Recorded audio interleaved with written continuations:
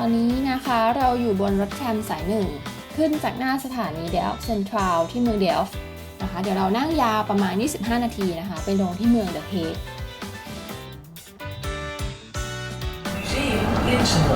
Historic Centre of Delft.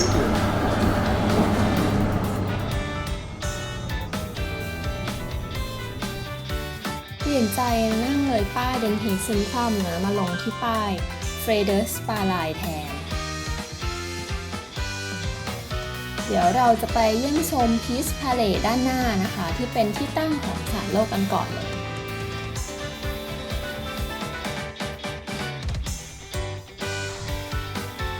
ด้านหน้านะคะมีอนุสรณ์สถาน1944ถึง1945สร้างขึ้นเพื่อเป็นที่ระลึกถึงชาวดัตช์ 20,000 คนนะคะที่เสียชีวิตในช่วง5 ปีภายใต้การควบคุมของเยอรมันในช่วงสงครามโลกครั้งที่ 2เราอยู่กันที่ด้านหน้าของวังสันติภาพหรือ Peace Palace แล้วนะคะที่ Peace Palace เนี่ยเรียกได้ว่าเป็นบัลลังก์แห่งกฎหมายระหว่างประเทศเลยเพราะว่าเป็นที่ตั้งของทั้งศาลยุติธรรมระหว่างประเทศแล้วก็ศาลอนุญาโตตุลาการถาวรนะคะหรือที่เรารู้จักกันในชื่อศาลโลกนะคะเราอยู่กันที่หน้าศาลโลกนะคะเป็นศาลที่ไว้ตัดสินข้อพิพาทระหว่างประเทศนะคะก็แล้วแต่ว่าใครจะยื่นเรื่องเข้ามาเนาะส่วนใหญ่ก็อาจจะเป็นข้อพิพาทเกี่ยวกับเรื่องการแบ่งแยกดินแดนหรือว่าเจ้าของสิ่งก่อสร้างเนาะอย่างเช่นไทยกับกัมพูชาที่เป็นเรื่องข้อพิพาทของปราสาทเขาพระวิหารนี่ค่ะเขาก็จะมาตัดสินกันตรงนี้นะคะเพื่อหลีกเลี่ยงการเกิดสงครามกัน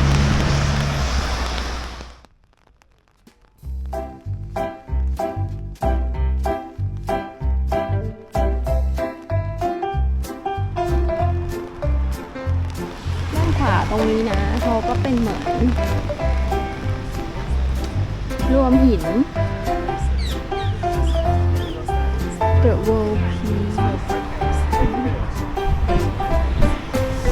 อันนี้คือ The World Peace Frame นะคะ197ประเทศทั่วโลกนะคะส่งหินมาร่วมกันสร้าง World Peace Frame ขึ้นนะเป็นไฟที่จะไม่มอดไหม้เมืองไทยเราอยู่ที่ตำแหน่ง172อะไรนะคะคือตรงนี้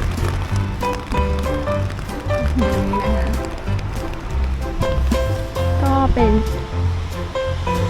อนุสรณ์สถานนี่สร้างขึ้นเมื่อปี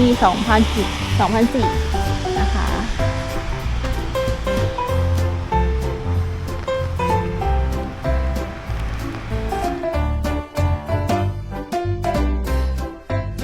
องไทยเราอยู่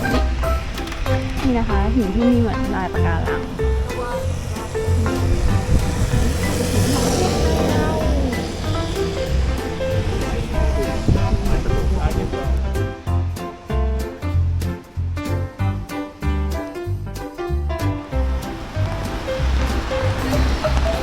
ศาลโลกนะคะไว้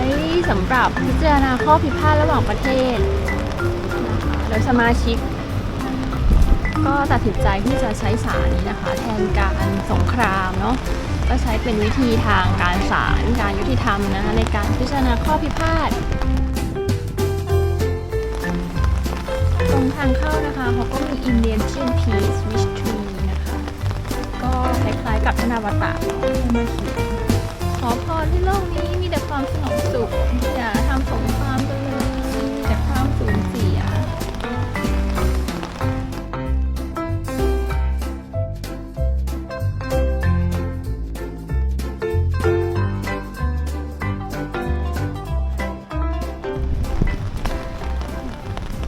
สนามหญ้าด้านหน้าพีซพาร์คนะคะเขาก็จะมีคำว่าสันติภาพของหลายๆของในแต่ละภาษาเนี่ยและเราก็ไม่พลาดนะคะแต่ไทยเราเองสันติภาพขอให้โลกนี้มีแต่สันติภาพอย่างมานั่งข้างหน้าเนี่ยก็จะเป็นรูปของ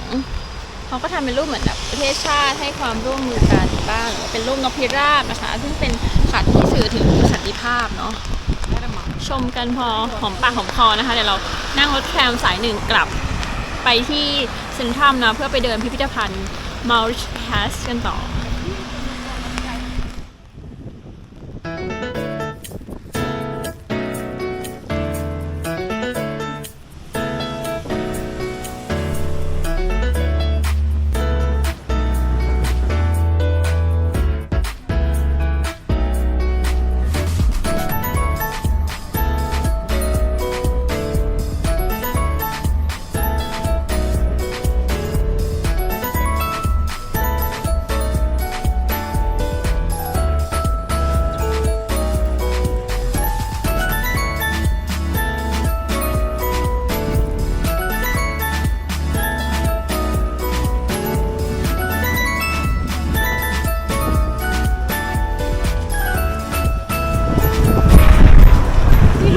ของจอห์นเดวิดนะคะเป็นเหมือนนักการเมืองที่มีทรงอิทธิพลของเนเธอร์แลนด์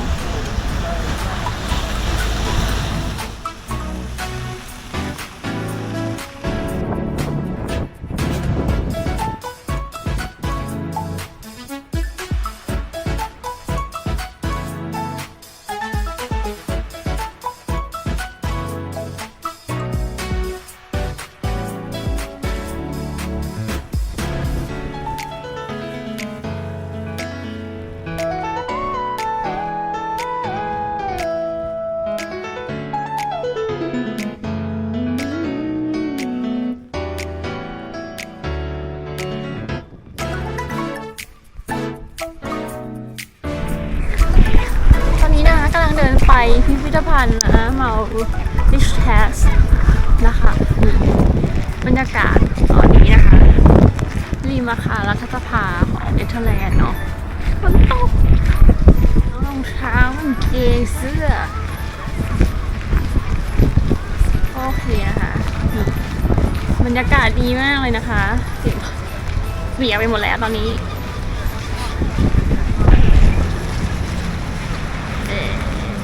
น่าจะข้างหน้านะคะ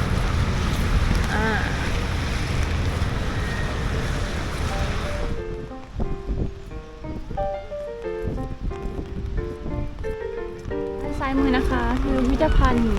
มอริชัส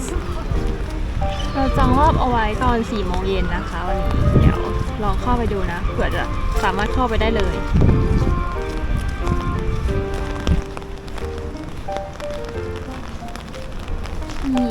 มีรูป Girls with a Pearl Earring ต้อนรับอยู่ข้างหน้าเลยเนี่ย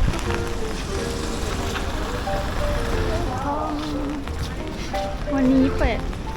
ปิด 10 โมงถึง 6 โมงเย็นนะคะเป็นพิเศษเนื่องจากในวันหยุดอีสเตอร์เราก็เข้ามาในพิพิธภัณฑ์แล้วนะคะก็เข้ามาก่อนเวลาที่จองไว้แล้วก็ขึ้นมาที่ชั้น 2นะคะเพื่อมาชมผลงานชื่อดังที่สุดนะคะของพิพิธภัณฑ์ก็คือ Girl with a Pearl Earring หญิงสาวกับต่างหูมุกนะที่เป็นผลงานภาพวาดที่มีชื่อเสียงที่สุดของเวอร์เมียศิลปินชาวดัชนะวาดภาพนี้ในปี 1665 หญิงสาวสวยในรูปนี้นะคะไม่ได้เป็นการวาดภาพเหมือนแต่เป็นการวาดภาพหญิงสาวในอุดมคตินะคะในจินตนาการของเวอร์เมียที่เรียกว่าโทนี่เนื่องจากทั้งสีเหลืองเขียวของเสื้อคลุมและก็การโพกหัวสไตล์ตะวันออกเนี่ยคือไม่ได้เป็นการแต่งกายปกติของสาวชาวดัตช์ในยุคนั้นภาพนี้มีความโดดเด่นนะคะด้วยรายละเอียดของแสงและเงาโดยเฉพาะแสงอ่อนๆนะคะที่ตกกระทบบริเวณทั้งใบหน้าริมฝีปากต้มหูไข่มุกที่สะท้อนแสงมันวาว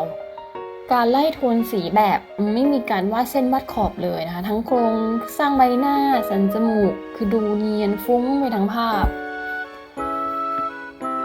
อีกหนึ่งพอยต์นะคะก็คือต้มหูที่เราเห็นว่าแบบสะท้อนแสงแวววาวคือเวอร์เมียเนี่ยวาดต้มหูโดยการใช้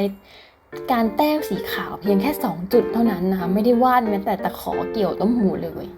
ซึ่งองค์ประกอบต่างๆทำให้เรารู้สึกว่าแบบเราไม่ได้กำลังจ้องมองภาพวาดนะแต่เรากำลังจ้องหน้ากับหญิงสาวที่จ้องเรากลับมาอยู่ภาพนี้นะคะยังเป็นการสะท้อนความแพงความมั่งคั่งทางเศรษฐกิจของเนเธอร์แลนด์ในยุคนั้นนะคะทั้งต้มหูที่มีขนาดใหญ่เกินจริงการแต่งกายสง่างามโดยเฉพาะผ้าโพกหัวสีน้ำเงินสดใสนะคะซึ่งสีเนี่ยก็คือทำมาจากแร่ราปิดราซูรี่ซึ่งเป็นแร่หินที่มีราคาแพงมากซึ่งปกติก็จะสงวนเอาไว้สำหรับ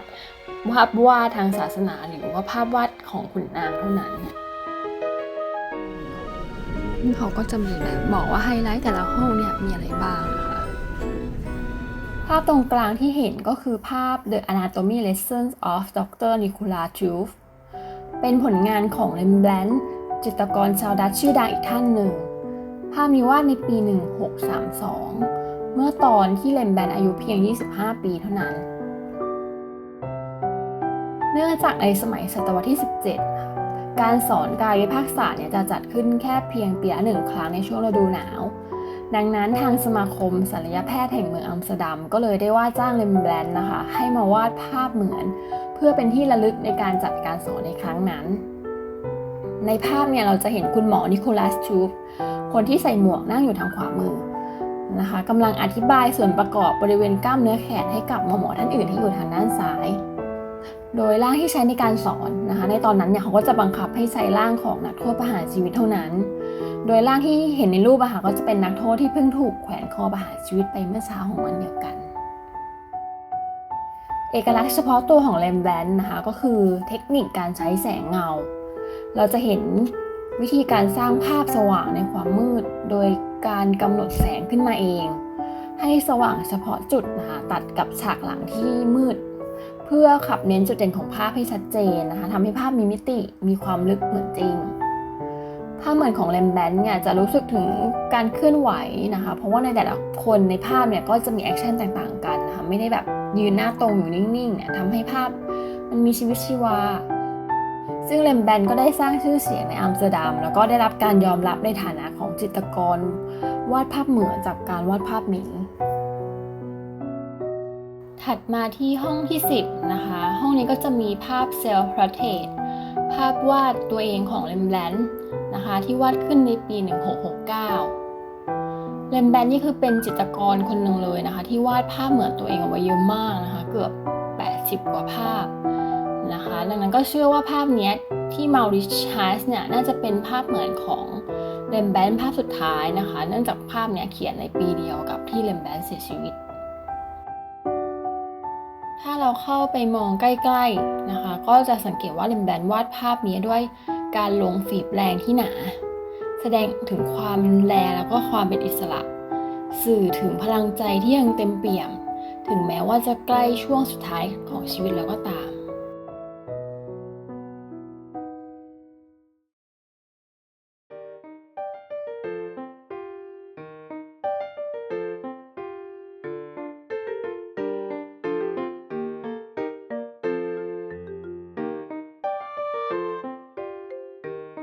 ภาพ The Bull โดย Paulus Potter ในปี 1647 เป็นหนึ่งในภาพที่มีชื่อเสียงที่สุดนะคะของพิพิธภัณฑ์ Mauritshuis ความพิเศษของรูปนี้นะคะคือถ้าเราย้อนกลับไปนะคะในปี 1647 เนี่ยถือว่าเป็นเรื่องที่แปลกใหม่มากนะคะที่มีการวาดรูปสัตว์หรือว่ารูปบัวตัวผู้เนี่ยในขนาดที่ใหญ่ขนาดนี้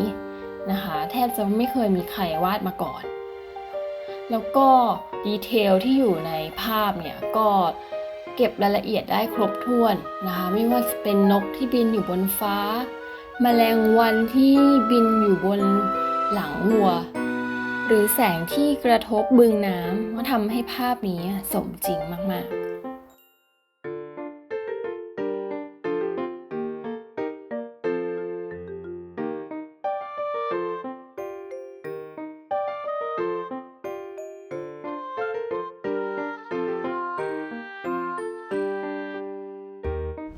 เรากำลังกลับลงไปชั้น 1เนาะไม่ได้ใส่เสื้อคลุมนะคะเขาให้ฝากเสื้อคลุมเอาไว้ที่โคกรูมข้างล่างแล้วก็เราก็ฝากกระเป๋าเอาไว้ในล็อกเกอร์ด้วยนะคะก็อันนี้ชั้น 1นะชั้นนี้ก็จะเป็นภาพพอร์เทรตนะคะสไตล์เฟรนเดอร์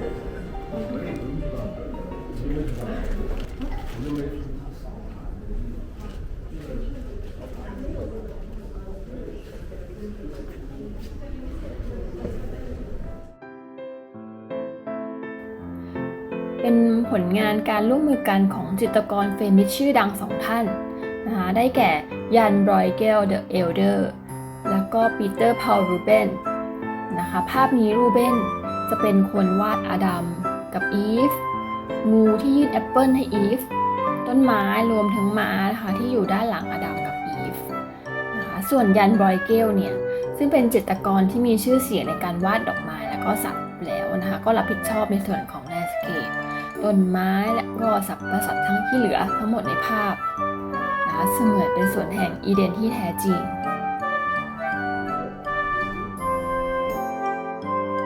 ภาพนี้นะคะเป็นผลงานของปีเตอร์ พาล รูเบนส์ จิตรกรคนสำคัญที่ได้รับยกย่องว่ามีอิทธิพลมากที่สุดต่อศิลปะยุคบาโรกของเฟรมิชภาพนี้รูเบนเนี่ยวาดโดยใช้เทคนิคการใช้แสงเงาอันจัดจ้านและมีความแตกต่างกันอย่างรุนแรงนะคะซึ่งเป็นเอกลักษณ์ของคาราวาจิโอจิตรกรชาวอิตาลีที่รูเบนได้ไปเรียนรู้มาเมื่อตอนที่เขาอาศัยอยู่ที่กรุงโรมนะคะในช่วงปี 1600 ถึง 1608 ภาพนี้เป็นภาพแรกๆในเฟรมิชนะคะที่วาดด้วยสไตล์ของคาราวาจิโอนะซึ่งเน้นความโดดเด่นสร้างมิติแล้วก็ความสมจริง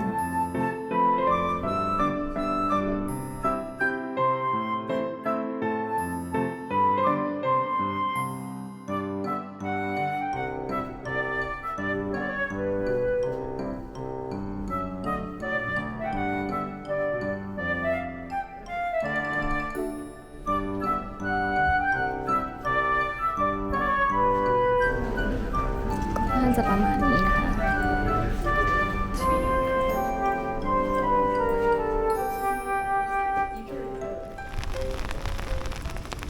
หลังจากชมพิพิธภัณฑ์เรียบร้อยแล้วนะคะเราก็กำลังจะเดินกลับ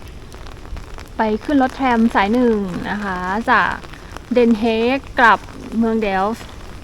นะที่เราจะพักคืนนี้ก็เดินผ่านตัวเขาเรียกอะไรนะบินเดนหอฟซึ่งเป็นเหมือนศูนย์กลางรัฐสภาของเนเธอร์แลนด์นะคะ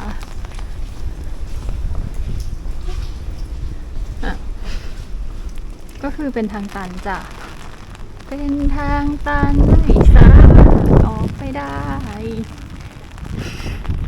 ต้องเดินย้อนกลับไป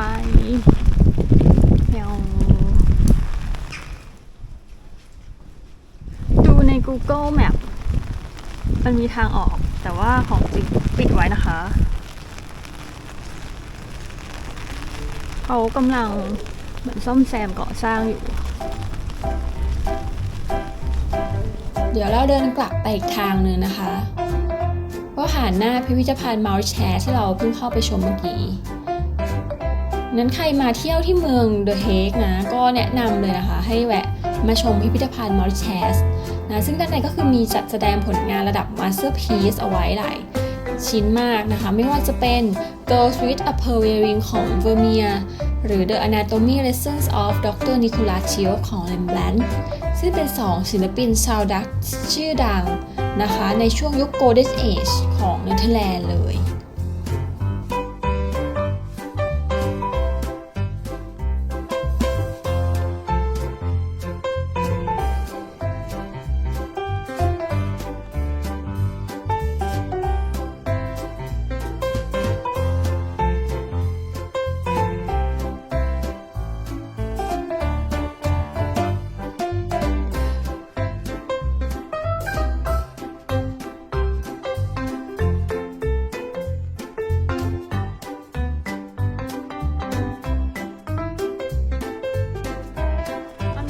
เดินกลับนะคะเมื่อกี้เข้าไปชมพิพิธภัณฑ์เนาะก็เป็นพิพิธภัณฑ์เล็กๆนะคะ